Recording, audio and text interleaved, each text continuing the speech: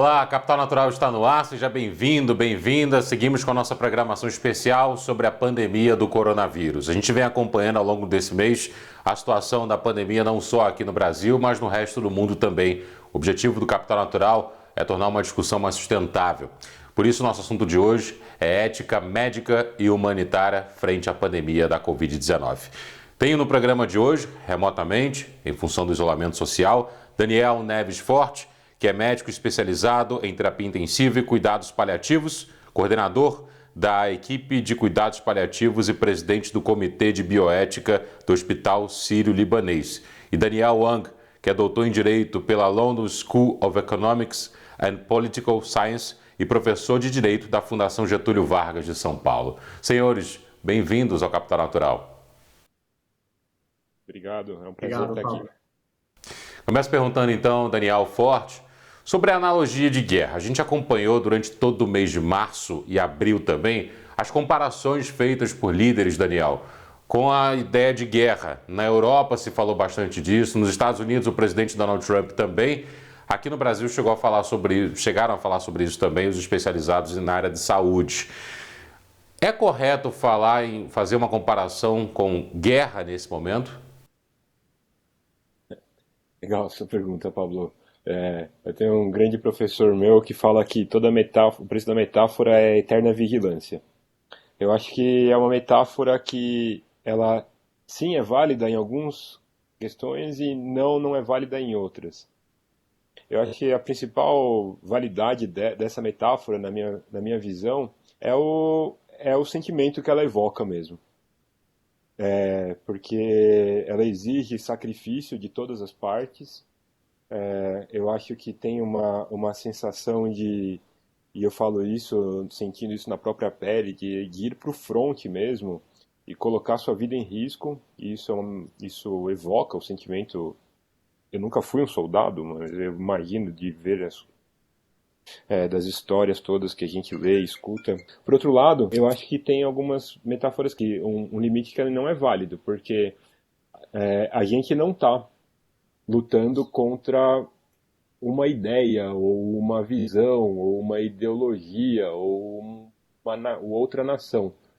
Muito embora no nosso país às vezes até pareça. Mas a princípio era só para ser um problema sanitário / econômico, não necessariamente político. Enquanto você falava, Daniel Wang concordava, acenando a cabeça, assim, pelo que eu estava vendo aqui. Daniel Wang, como é que fica a situação da ética em tempos de guerra? Ela muda? Ela pode ser alterada de acordo com o cenário dia a dia ou não? Eu poderia começar aproveitando o gancho deixado pelo Daniel, né, na metáfora da guerra. Eu concordo que ela tem uma série de limitações, mas eu acho que ela tem uma função e é para mostrar que a mobilização ela precisa ser de toda uma sociedade, né? Não é só do Daniel lá no front. Assim como uma guerra não são só os soldados que estão lutando, mas é toda uma sociedade que se organiza para dar suporte, para conseguir manter as coisas funcionando, para conseguir se proteger.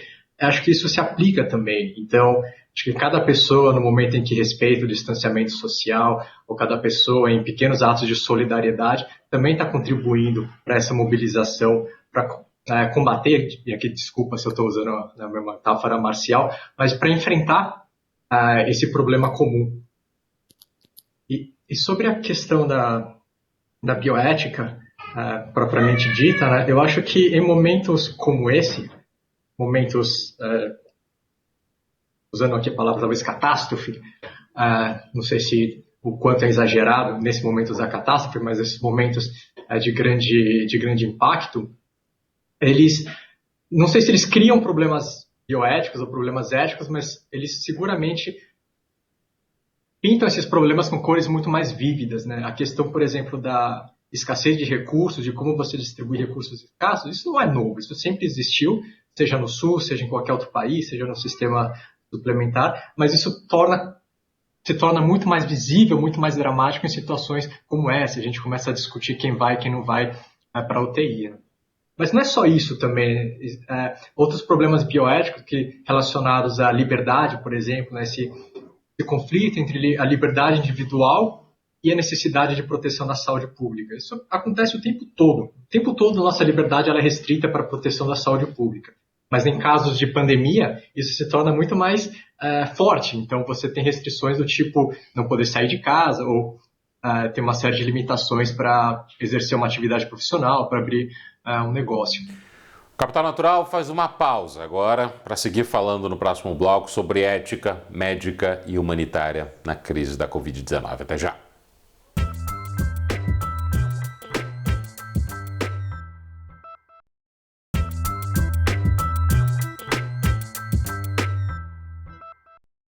Capital Natural está de volta, falando hoje sobre ética médica e humanitária frente à pandemia da Covid-19. Vamos seguir com os nossos convidados, Daniel Forte, que é médico especializado em terapia intensiva e cuidados paliativos e coordenador da equipe de cuidados paliativos e presidente do Comitê de Bioética do Hospital Sírio-Libanês.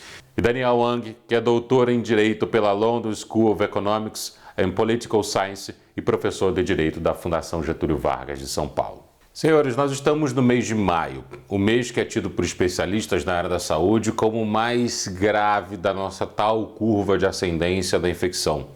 Ou seja, teremos nesse mês de maio o maior número de infecções, de acordo com os especialistas, com secretários de saúde espalhados pelo Brasil, o próprio Ministério da Saúde, que chegou a falar que não se assustaria se mais de 1.000 pessoas morressem por dia no Brasil durante esse mês.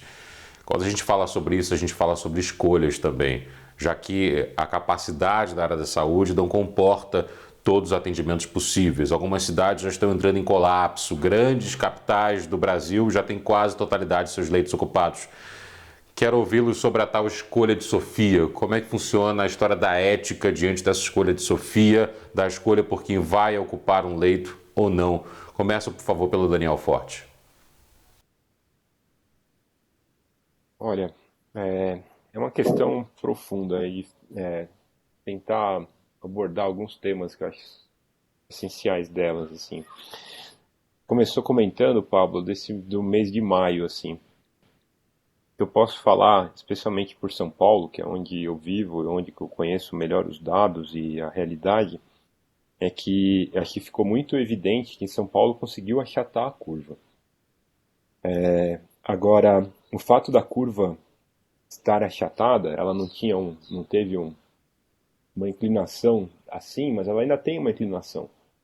E essa inclinação ela vai subindo até chegar no limite da capacidade. Eu acho que uma coisa que foi muitíssimo vantajosa no nosso estado é que o que aconteceu é que esse atraso deu tempo do sistema de saúde aumentar sua capacidade.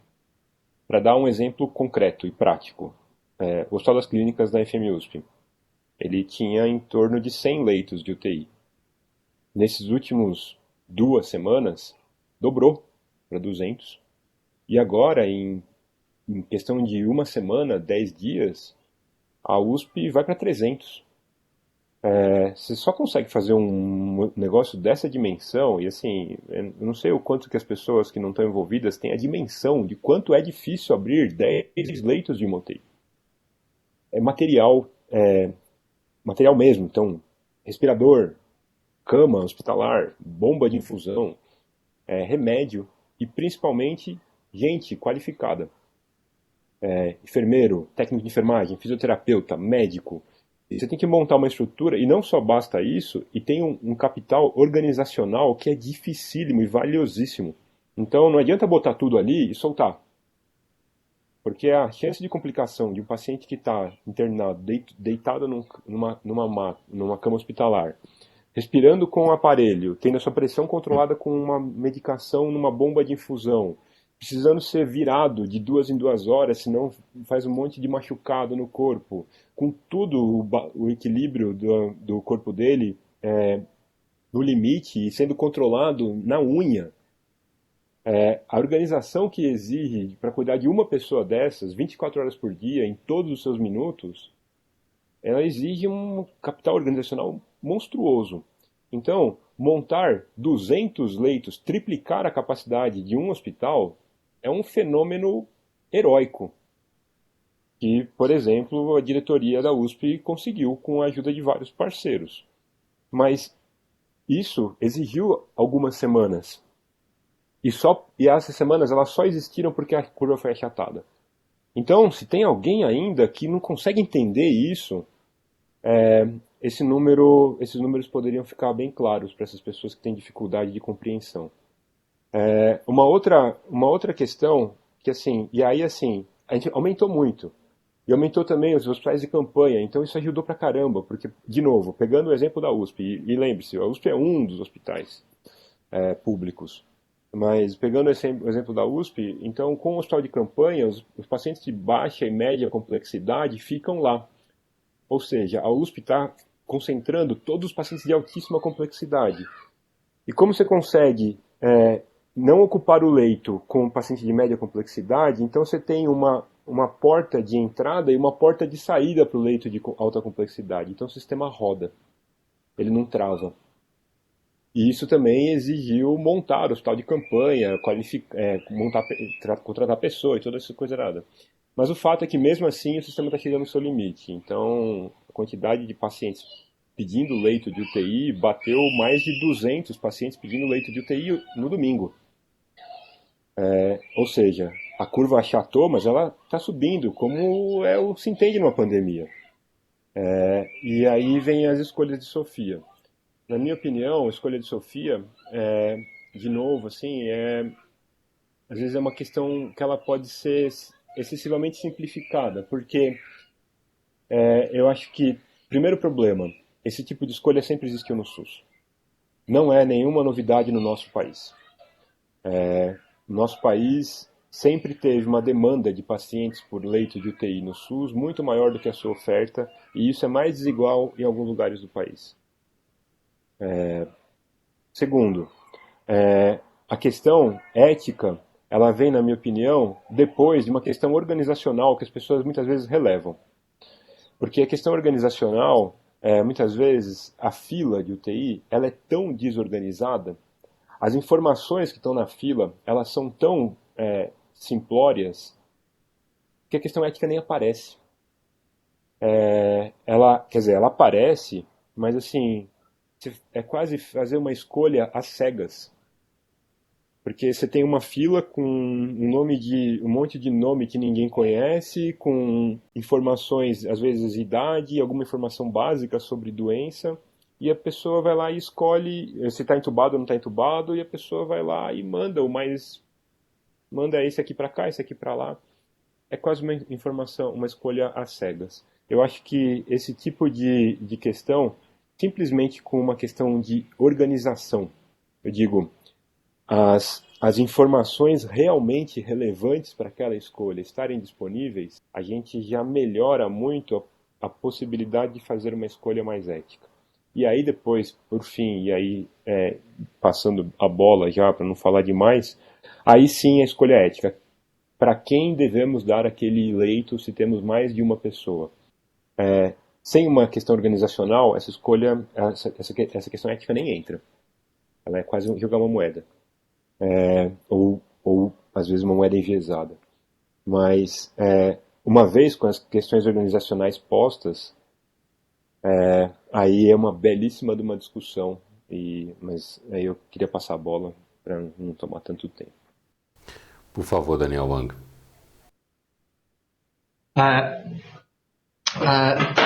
Digamos que a gente resolveu todas as questões organizacionais, a gente fez todo o esforço possível para aumentar o número de vagas, e a gente chegou num ponto em que a demanda é muito maior do que a oferta. Né? O que a gente faz? Né? Que critérios que a gente escolhe? Acho que alguns critérios eles são incontroversos. Por exemplo, a chance do paciente sobreviver. Né? A Associação de Medicina Intensiva Brasileira, diversos sistemas de saúde em vários países, eles usam esse critério que me parece tanto quanto óbvio. Né? Você não vai querer oferecer um tratamento quando a pessoa não tem como se beneficiar, quando a chance da pessoa de fato sobreviver ela é muito pequena. Então você vai tratar quem é tratável. Mas a coisa ela fica muito mais dramática quando você tem pessoas que a princípio você tem muito mais pessoas que a princípio poderiam se beneficiar desse recurso escasso do que recursos. E aí você talvez tenha que começar a pensar em outros critérios que começam a ser muito mais controversos. um dos critérios, por exemplo, que se discute é a possibilidade de você diferenciar pacientes pela idade. Então, se você tem um paciente de 20 anos e um paciente de 80 anos, partindo do pressuposto que eles têm a mesma chance de sobreviver, há quem diga que você deva preferir o de 20 anos, porque salvando o de 20 anos, você ganha várias décadas de vida, salvando o de 80, você tem muito menos. Mas há quem diga que isso seja talvez discriminatório, a gente deveria pensar em número de vidas salvas e não número de anos de vida salvas.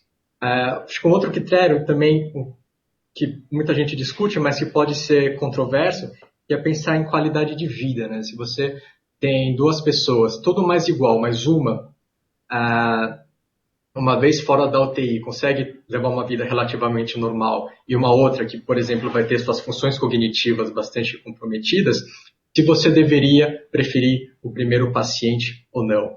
Ou talvez há quem discuta também o uso de critérios sociais.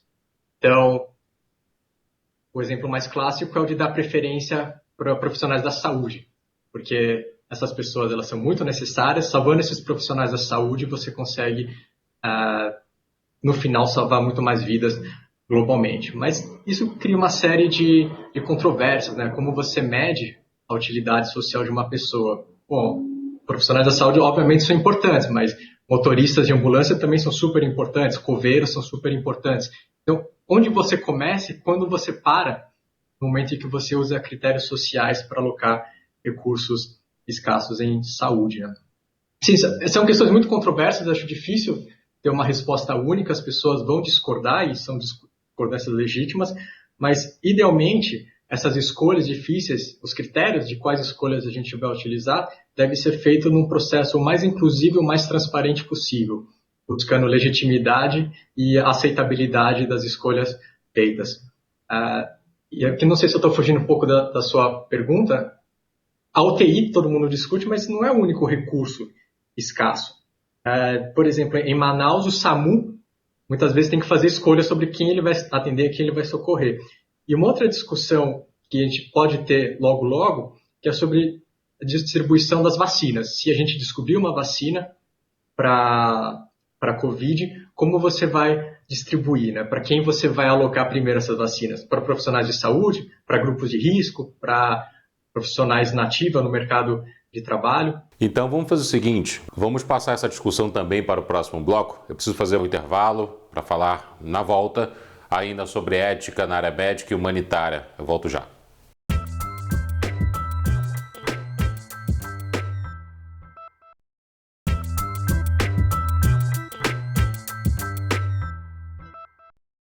Capital Natural está de volta, hoje discutindo a ética médica e humanitária diante da pandemia da Covid-19. Nessa nossa programação especial, tratando do lado socioambiental que a crise do coronavírus nos traz. E esse é o tema do Capital Natural de hoje. Tenho aqui, remotamente, em função do isolamento social, Daniel Neves Forte, que é médico especializado em terapia intensiva e cuidados paliativos, coordenador da equipe de cuidados paliativos e presidente do Comitê de Bioética do Hospital Sírio-Libanês. E Daniel Wang, que é doutor em Direito pela London School of Economics and Political Science e professor de Direito da Fundação Getúlio Vargas de São Paulo.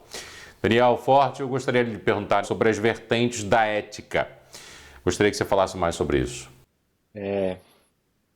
Tentando ser bem sintético, eu acho que é um jeito que, na minha opinião, uma das coisas mais importantes da gente estudar ética, bioética, é a gente aprender a estruturar o pensamento e fazer boas perguntas. Então, eu acho que tem um jeito bem simples de resumir essa história, que é tentar entender, são os três grandes ramos da ética, assim. Lógico, é muito simplista que eu vou falar, ele tem muito mais minúcia do que isso, mas acho que dá para resumir bem dessa maneira. Existe um grande ramo que é uma ética consequencialista. Então você vai pensar, o certo a fazer é pela consequência. O exemplo clássico é, por exemplo, alguns exemplos que o Wang citou. Sei lá, a consequência é salvar o maior número de vidas. Esse é o exemplo mais clássico que pode ter de uma aplicação do pensamento consequencialista. Existe o oposto do pensamento consequencialista, que é um pensamento, tem um nome meio palavroso, assim, é deontológico, que é uma ética de princípios. O mais clássico, o mais conhecido é o do Kant. Então, é o princípio maior de todos, tem um nome pomposo chamado imperativo categórico. O princípio maior de todos é um ser racional deve ser considerado sempre como um fim em si mesmo. Então, o certo a fazer é considerar um ser como um fim em si mesmo, independente da consequência. E aí, então, a gente vai pensar muito mais em questões de equidade, por exemplo. Existe um terceiro ramo, que é uma ética das virtudes. O mais clássico é do Aristóteles, mas tem muitos outros. Aí você vai pensar, o certo a fazer não é nem a consequência e nem o princípio. O certo a fazer é você honrar o propósito daquilo e o mérito daquela distribuição de recursos. Então, sei lá, seria dar o leito da UTI para quem consegue atender o maior propósito que existe da UTI. Então, sei lá, usar um mecanismo de suporte artificial de vida.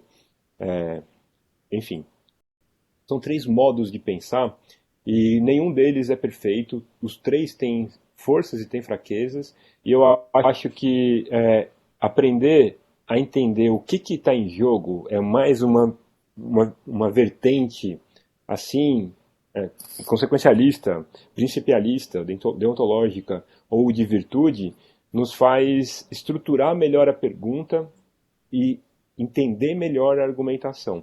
Eu acho que precisa ter um equilíbrio dos três, na minha opinião, para uma questão como distribuição de leito de UTI ou de qualquer recurso escasso que estejamos falando, não só de saúde, mas de recurso escasso, e isso melhora a nossa discussão, floresce a discussão, na minha opinião.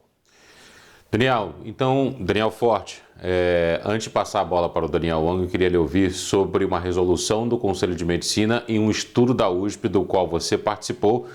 São duas medidas que estão postas à mesa. Eu gostaria que você falasse um pouco sobre isso, rapidamente, antes de passar a bola para o Daniel Wang complementar também.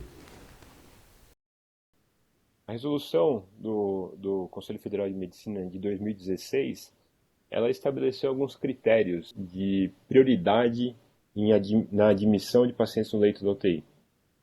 São critérios publicados, normativos do Conselho Federal, e que eles estabelecem que, assim, se você tiver que fazer uma escolha para qual paciente você vai admitir no leito de UTI, você deveria classificar os pacientes em ordem de prioridade, sendo o paciente prioridade 1, segundo o CFM, aquele paciente que não tem nenhuma limitação terapêutica e ele tem uma maior chance de recuperação. E o prioridade 5, pacientes que já têm uma doença terminal e a chance dele se recuperar é mínima ou ausente. E aí, dentro disso, tem um gradativo, né? É um ato normativo muito importante, porque ele traz uma certa organização e uma certa clareza, e ele guia a discussão, né? Isso é um julgamento. Fazer um julgamento sem uma regra pré-estabelecida é impossível que ele seja imparcial e, portanto, ele vai ser injusto. Então, a regra pré-estabelecida é uma coisa extremamente importante para se fazer um julgamento o mais imparcial possível. E o CFM conseguiu fazer isso, mas, como tudo, ele não resolve todos os problemas. Ele resolve alguns e abre outros. E acho que o principal problema que ele abre é porque é uma normativa que ela depende extremamente da interpretação do médico. Então o médico ele pode interpretar um fato de várias maneiras. E a resolução está baseada na interpretação e não no fato. Isso abre bastante problema. O estudo que a gente fez e publicou em revistas internacionais médicas foi tentar trazer o fato para a interpretação. Então, como é que, baseado em fatos de doença, você conseguiria fazer uma classificação dentro das prioridades do CFM? E o que a gente viu é que isso é possível através de um algoritmo. Então, um algoritmo ele consegue transformar só o médico que pede o leito respondendo algumas perguntas pré-estabelecidas, e isso gera uma equação no computador que gera um resultado, esse resultado ele bate com a opinião dos especialistas na classificação de prioridade. Então você torna a prioridade estabelecida pelo CFM de uma maneira mais, você torna ela objetiva e, portanto, mais imparcial. Então, na minha visão, são coisas complementares.